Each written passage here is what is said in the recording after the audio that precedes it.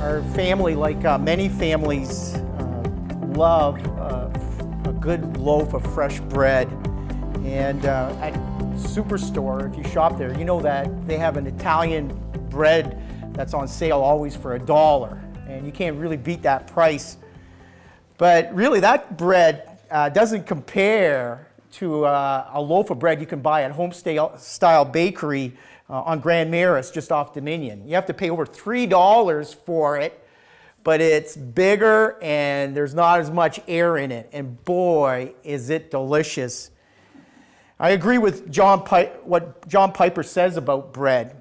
One of the reasons God created bread, or created the grain, the water, the yeast, and the intelligence to make it, is so that when Jesus Christ came into the world, we would be able to use Jesus would be able to use the enjoyment of bread and the nourishment of bread as an illustration of what it means to believe on Him and be satisfied in Him. And I really think that's true. I think there's a lot of things in life that we can take for granted that God uses to illustrate something about Him, about Jesus and our relationship with Him. I think dogs are another gift from God. Not only does God want us to enjoy dogs of themselves, but also just their faithfulness and loyalty that they have to their master, I think is a picture of the faithfulness and loyalty that we're to have with the Lord, with Jesus, who is our master, and the faithfulness that God has with us. You know, you can't press those kind of illustrations totally, but they illustrate, I think, some important aspects of our relationship with the Lord. Jesus, when He came to fill our souls and spirit with goodness and grace. Like in John 6:35 that we read earlier, Jesus said, "I'm the bread of life. Whoever comes to me will never go hungry, and whoever believes in me will never be thirsty." I really believe that Jesus is like that crusty loaf that you can buy from Home-Style Bakery. He can satisfy our souls and spirits in a way that nothing else can. Whatever we look to as a substitute for God, and as human beings, even as followers of Jesus Christ, many times we can look at other things to give us ultimate security and ultimate satisfaction. But Jesus is the bread of life. And notice when He says, I am the bread of life, it's not like He dispenses bread. He Himself is the bread. He's the one who in personal, intimate relationship can satisfy the deep needs of our spirits and souls. Like in verse 48 to 51 of John 6, Jesus says again, "I am the bread of life. Your ancestors ate the manna in the wilderness, yet they died. But here is the bread that comes down from heaven, which anyone may eat and not die." Even when we leave this earth and these bodies, we are going to live on forever because of Jesus, who came as the living bread to give it for us. "I'm the living bread that came down from heaven. Whoever eats this bread will live forever. This bread is my flesh, which I give for the life of the world." This extended meditation that we see in the latter half of the Gospel of John is preceded in the first half by two miraculous signs. One of them is the feeding of the 5,000 men, besides women and children. And the second miraculous sign is in verses 16 to 21 of John 6, where Jesus comes walking out in the fourth watch of the night, according to the other gospel writers. John doesn't give the timing here. And he meets the disciples in their need, who are rowing against a mighty wind, and in hours have just rowed to the middle of the lake. And as we read that account, as soon as Jesus gets to them, they're able to get to the other side. And I believe that's a picture of Jesus as I am. Look at what Jesus says in verse 20 of John 6 when he comes to them in the boat. But he said to them, "It is I, don't be afraid." In the Greek, in the original Greek, you could read it, do not fear, I am. And just like a couple of thousands of years before, or not quite 1,000 years before, but in the Exodus, when Israel was coming out of Egypt, and in the Passover, when they went through the Red Sea, God parted it. God did something for them only God could do. And here in these two miraculous signs of the feeding of the 5,000 men, besides children and women, and Jesus coming and walking on the water and saying, do not fear, I am, and then being able to get to the other side of the sea, we see that Jesus is able to meet humanity's greatest needs and our deepest needs. And I think one of the things that the Lord wants to teach us here in James 6 is that very truth. Like, for example, in verses 3 to 7 of John 6, it says, then Jesus went up on a mountainside and sat down with his disciples. The Jewish Passover festival was near. When Jesus looked up and saw a great crowd coming toward him, he said to Philip, where shall we buy bread for these people to eat? He asked this only to test him, for he already had in mind what he was going to do. Philip answered him, it would take more than a half year's wages to buy enough bread for each one to get a bite. And so we see here there's a need that from a human perspective, it cannot be met. When the disciples were in the middle of the sea in the next passage, Jesus was able to do something that no mere human being could do. And one of the things that we're seeing here is that Jesus is able to meet needs in our own lives that we can't meet ourselves, and he can do it because he's the God-man. He is fully human, but he is also God. And I believe that one of the things that the Lord wants us to realize is that there's certain needs in our life that only he can meet. And notice that this is a test in the life of the disciples. Verses 5 and 6 of John 6, let me read it again. When Jesus looked up and saw a great crowd coming toward him, he said to Philip, where shall we buy bread for these people to eat? He asked this only to test him, for he already had in mind what he was going to do. I believe that God allows tests into our lives in order to reveal his complete adequacy for every need that we can experience as human beings. And he allows those tests not only to reveal his total adequacy to meet our deepest needs, but also our inadequacy to meet them ourselves. For example, let me use the example of Drew Brees. He's the quarterback of the New Orleans Saints. He was originally drafted by the San Diego Chargers about 14 years ago, and he happens to be a follower of Jesus Christ. In 2005, he had a devastating injury for an NFL quarterback who threw right-handed. He tore his labrum muscle on the right side, and he partially tore his rotator cuff. And it looked like his career might be over. San Diego that year had drafted Phillip Rivers as a quarterback out of college, and he's still their quarterback 12 years later, ironically. But they let Brees go because they didn't think maybe he was going to fully recover. And so he ended up being signed by New Orleans as a free agent, and he went on to lead New Orleans to a Super Bowl a few years later. And the reason why I share this testimony is when Brees experienced this devastating injury 12 years ago, there were certain verses that he and his wife clung to. For example, Proverbs 3:6, in all your ways acknowledge him and he will direct your paths. He also claimed Romans 8:28, just like Gordon Hayward and his wife, the Boston Celtic basketball player that I talked about last week, who's had a devastating ankle injury 2 months ago. He claimed Romans 8:28, he and his wife. For we know in all things God works for the good to those who love him, who've been called according to his purpose.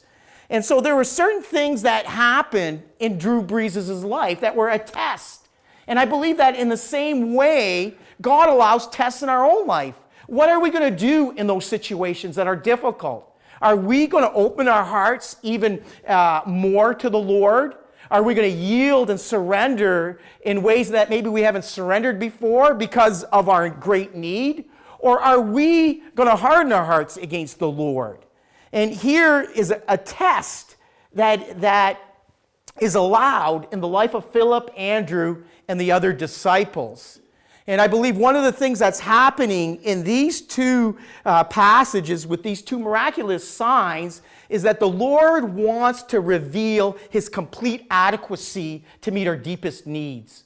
Whether it's a job loss or something that we're struggling over like guilt, the Lord, when we turn to him, is able to set us free. He's able to cleanse us. He's able to empower us to live as overcomers. Secondly, I think the second truth that we glean from verses 1 to 15 here in John 6, it's always easier to respond with a pessimistic faith and not an optimistic faith. And look at how Philip and Andrew respond here in this situation that they're facing. Verse 7 of John 6, Philip answered, "It would take more than a half year's wages to buy enough bread for each one to have a bite." Another of his disciples, Andrew, Simon Peter's brother, spoke up. "Here's a boy with 5 small barley loaves and 2 small fish. But how far will they go among so many?" And notice he's emphasizing how meager the resources are. They're so underwhelming. And Philip is showing how overwhelming the need is. And so, in effect, what we're seeing here, this is a hopeless situation. And I think it's always easier, even as followers of Jesus Christ, to respond with a pessimistic faith. We even see it in some of the Lord's best servants. We see it here with Andrew, and we see it with Philip, and also we see it in the life of Jeremiah, in Jeremiah 12. Like in this chapter, Jeremiah is complaining how God is doing certain things, and he's complaining about how God is not doing certain things. And Jeremiah is a great prophet, and look at how the Lord responds to him in verse 5 of Jeremiah 12. "If you have raced with men on foot and they've worn you out, how can you compete with horses? If you stumble in safe country, how will you manage in the thickets by the Jordan?" And I believe that the Lord's word is to us is the same word a lot of times. When we're going through difficulties, we go through thickets. What could be our thicket? It could be a challenge, any kind of challenge in our lives. It could be challenging coworkers, challenging family members who are hard to get along with. It could be a health report from the doctor that is troublesome. It could be, even like in our situation in the Canadian culture, where, there are certain things happening and changes that it looks like it's going to be more difficult to live out your faith in the public place and arena. And so it's always easier to respond with a pessimistic faith. Things are never going to get better. Look at how overwhelming the need is. And look how underwhelming our resources are. But we forget one thing. We follow the Lord. We follow Jesus.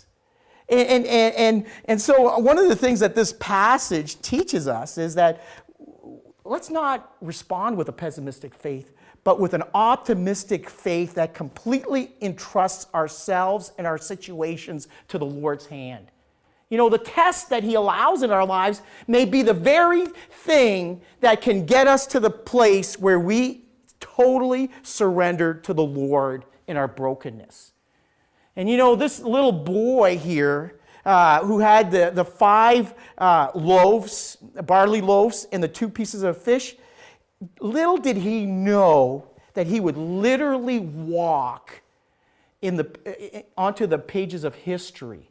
This miracle of the feeding of the 5,000 is the only one that is in all four Gospels. It's the only one. And for several hours that day, this small boy carried those 5 loaves, and they're barley loaves, the word for it in the Greek. And they're small. They're very small. And it's what people that were less well off ate. And the fish were sardines. They were the size of sardines. And for several hours that day, this small boy carried five little loaves and 2 small fish in his shoulder bag, completely unaware that every person that he encountered that day and thousands beyond his sight were going to be fed from that small lunch.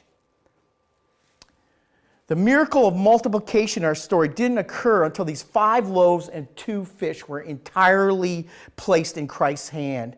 And look what happened when they were placed and yielded to Jesus. In verse 10 to 13 of John 6, it says, Jesus said, "Have the people sit down." There was plenty of grass in that place, and they sat down. About 5,000 men were there. Jesus took the loaves, gave thanks, and the other 3 gospel writers say that he broke the bread and gave thanks. Here it just says, gave thanks and distributed it to those who were seated as much as they wanted. He did the same with the fish. When they had all had enough to eat, he said to his disciples, "Gather the pieces that are left over, let nothing be wasted." So they gathered them and filled 12 baskets with the pieces of the 5 barley loaves left over by those who had eaten. So we see here that the lack that these disciples and these people experienced was the beginning of experiencing the abundance of God. And I think in our own lives, that when we come to that place and we experience our need and we look to the Lord, we can, in our lack, begin experiencing his abundance. One commentator on this passage said that some of the riches of heaven just spilt over into the lives of these people on this day. And it was just a little of the abundance of heaven. And just imagine what God wants us to do in our lives as we learn to abide in him and look to him and trust him with all our hearts and souls. The Lord wants to show exactly how far our little can go among so many. And I've shared this illustration once before about less than a generation ago in Bangladesh. The Church of the Nazarene had 0 churches. And in Bangladesh, the country's very poor, and there's lots of Muslims. And so the need is overwhelming. But today, less than a generation later, there's 3,300 Nazarene churches in Bangladesh. And about 100,000 people attending them. The churches aren't that big. They're average about 30. But still, to think that less than a generation ago, there were no Nazarene churches. Now there's 3,300 of them. How did that happen? Well, I think from a human perspective, we're inadequate to see that happen. But as we go in faith, as servants of the Lord, and trust themselves to Christ, Christ can do the impossible.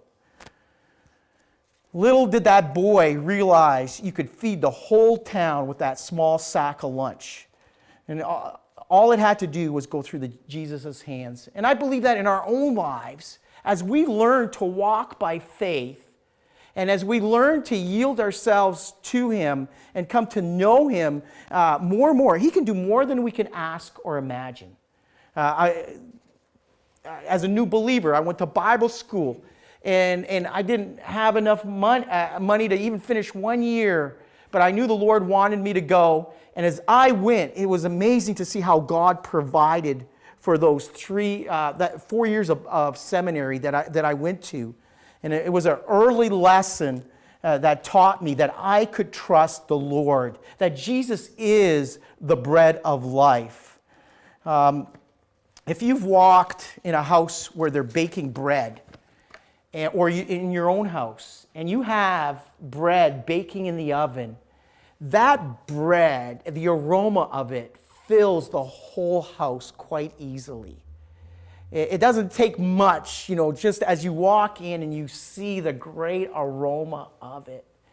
I believe that Jesus wants us to be like that freshly baked bread to the world. He's like that to the Christian community. He's like that to the world, and we're joined with him who believe on him, who using the terms here, eat his flesh and drink his blood, meaning metaphorically, we're in such close relationship with him, in such union with him, that we are to exude the aroma of Jesus.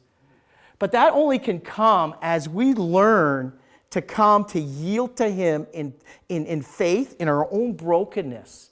Just like he broke the bread. And it wasn't until he allowed his body to be broken that salvation was able to take root into the world. In the same way, as we allow ourselves to be broken by the Lord, and as we give and yield ourselves to him, the Lord is able to make our lives as sweet-smelling bread. And that's what this world needs, is the sweet-smelling bread of Jesus. This is the good news of Christ. Amen. We hope this message has blessed you. Feel free to leave us a comment or share your testimony.